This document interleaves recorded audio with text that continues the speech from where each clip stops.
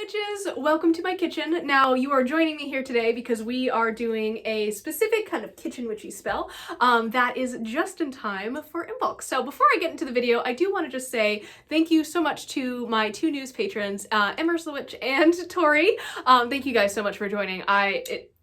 I know I say this a lot, it really means a lot to me that you guys believe in me enough to like support me on Patreon and stuff. So if that is something that interests you, definitely check it out. But specifically, thank you so much to Tori and Emmers, the Witch. I really, really appreciate it. And your contribution, you guys are like making me, like allowing me to follow my dreams, and I'm just so grateful. Anyways, today, what are we doing today? Today we are going to be doing a simmer pot for Imbolc. Now, if you are a newer witch, you may not know what a simmer pot is. Essentially, it is a pot of simmering water, and you guys can't really see the steam that's coming up off of it, but I promise it's there. And it basically, the idea is that you add herbs and things with specific correspondences for what you are trying to attract or diffuse into your household to attract.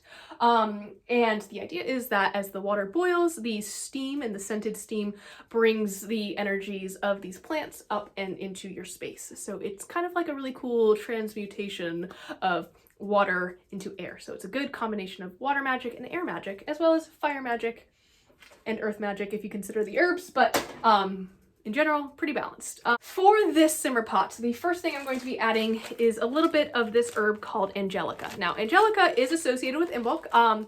If you want to add other herbs, you totally can, but these are ones that are associated with the holiday, as well as some personal intentional work that I am doing myself. So that's why I chose these ones. I'll also have the write-up in the description, just in case. So just as a heads up, I am going to make a whole video about Imbolc on my channel. So if you are a little bit confused, you can either watch the one from last year or you can wait for a couple days and a brand new video will be up. So anyways, do not be afraid. There are many resources out there.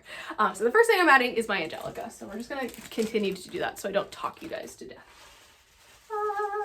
So I like to intuitively add herbs, I say. I kind of just add things until I feel it's right. So there are no measurements, I'm so sorry, other than like one part of this to one part of this. So do it to your heart's content.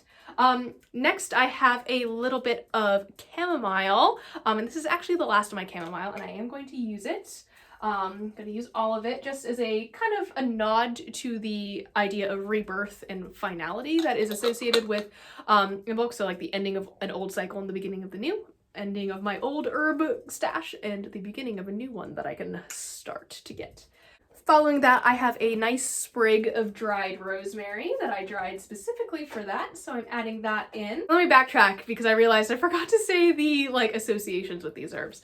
Angelica is great for protection. Chamomile is associated with happiness and contentment, so that is what I would like to bring into my year this year.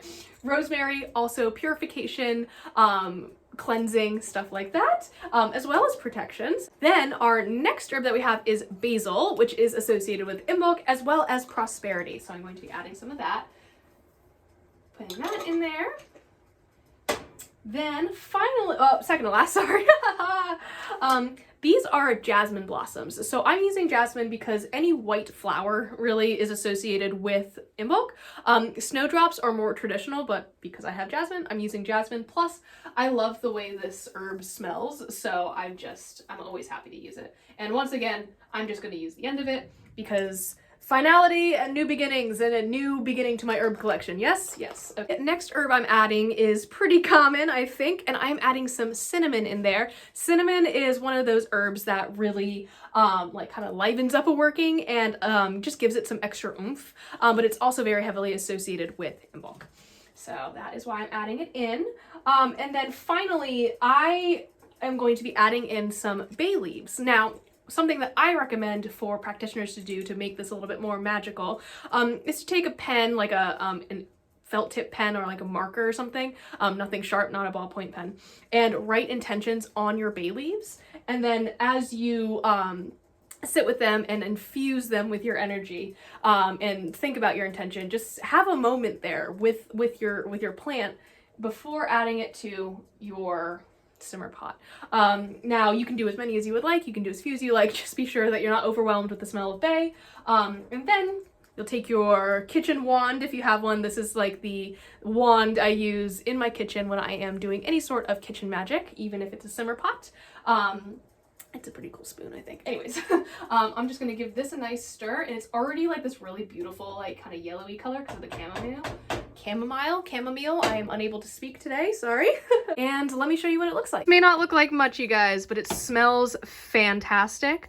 The jasmine and the chamomile are making this really nice like herbal tea smell in my house. So I'm just gonna let this simmer down. When the water is completely evaporated, I will then take the herbs and anything that really remains, and then just return it to the earth with a blessing. So that is my simmer pot for Imbolc. I hope this inspires you.